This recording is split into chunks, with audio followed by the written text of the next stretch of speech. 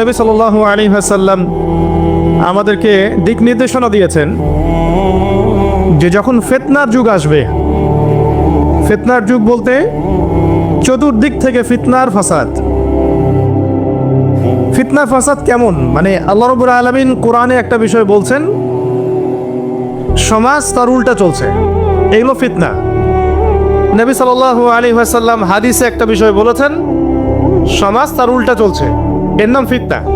পরিবারে ফিতনা, ধর্মের মধ্যে ফিতনা, সমাজে ফিতনা, অর্থনীতিতে ফিতনা, এখন সংস্কৃতির মধ্যেও ফিতনা। তো এই ফিতনাময় পরিবেশে নবী সাল্লাল্লাহু আলাইহি ওয়াসাল্লাম বলেছেন যে কেউ যদি ঈমান এবং আমলের উপরে, মানে নবী সাল্লাল্লাহু আলাইহি ওয়াসাল্লামের আদর্শের উপরে সবর করতে পারে, টিকে থাকতে পারে, তার জন্য 50 জন শহীদ সাহাবীর নেকি হবে ইনশাআল্লাহ।